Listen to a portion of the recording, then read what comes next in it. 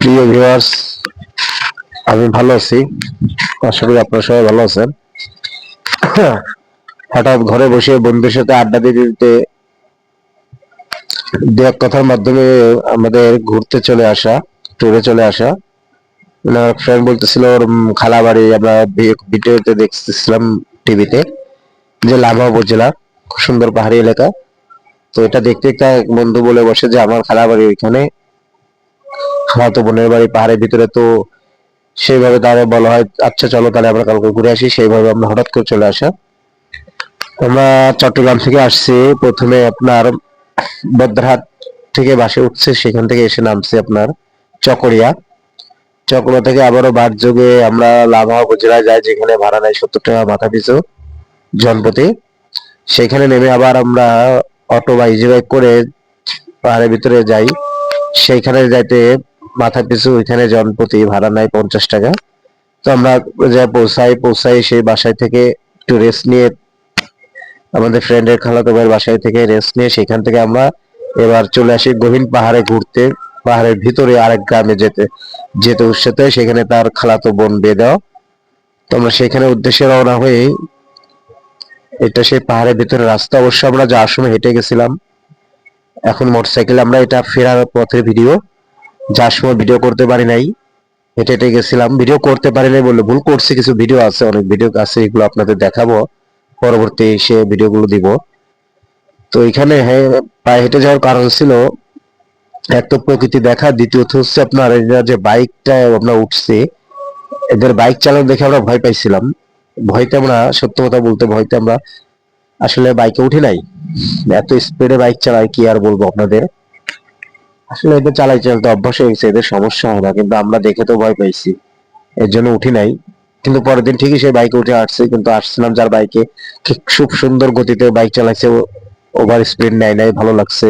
আমরা পাহাড়ের ভিউটাও দেখতে পারছি, আর ভিডিও করছি। এগুলো হচ্ছে আমাদের, মানে কি বলবো, পাহাড়ে আমরা যে রাস্তাটা আঁকা বাঁকা রাস্তাতে উঠে যাচ্ছি, এটা এমনও উঁচায় উঠে গেছে রাস্তা যে চারিপাশে পাহাড়, আমাদের থেকে অনেক নিচু। তো দেখতে পেলেন, আমরা নিজেদের বাইকে একটু ভিডিও করলো।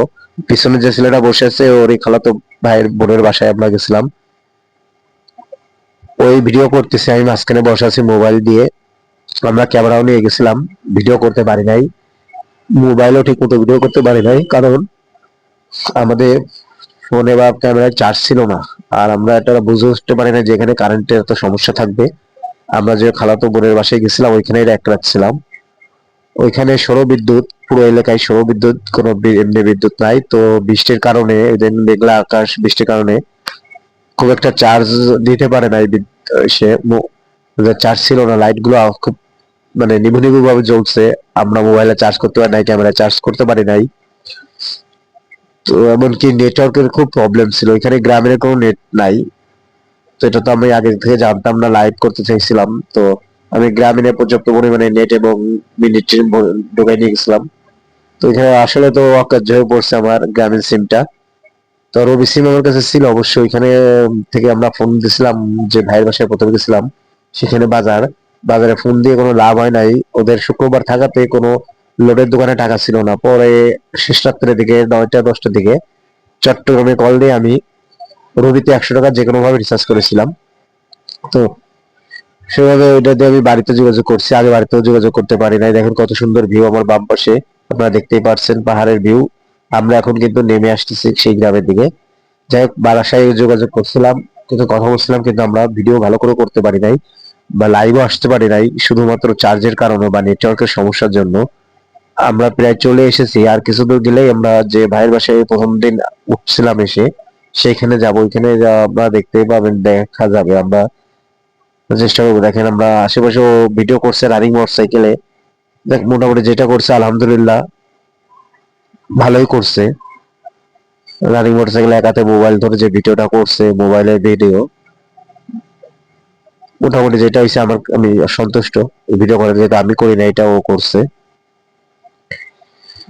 তো আমরা প্রায় চলে আসছি, সামনে যে আমরা নামতেছি এটা কিন্তু অনেক ঢালু, নামতেছি এখান থেকে নামেই সামনে ওই যে ট্রেন দেখতে পাচ্ছেন, সামনে রাস্তা আছে বামাতে, ও সেই খালাতো ভাইয়ের বাসা যাওয়ার রাস্তাটা। কিন্তু আমরা এখানে নেমে এই বাজার থেকে একটু চা পানি খেয়ে তারপরে গেছিলাম বাসায়। আমাদের পিছনে আরো 3 জন আছে, ওরা আসলে তারপর আমরা গেছি, ওরা এখন আসে পারে না, ওরা অন্য মোটরসাইকেল আসতেছে বাইকে। তো সবাই ভালো থাকবেন, সুস্থ থাকবেন। আর আমার ভিডিওটা লাইক শেয়ার তো অবশ্যই করবেন, সাবস্ক্রাইব করে দিবেন চ্যানেলটি। আপনারা আমার ভিডিও যত লাইক শেয়ার কমেন্ট করবেন তত আমি উৎসাহিত হয়ে আরো ভালো ভালো ভিডিও বানাইতে পারবো, উৎসাহিত হব। তাই সবাইকে বলবো সাবস্ক্রাইব করে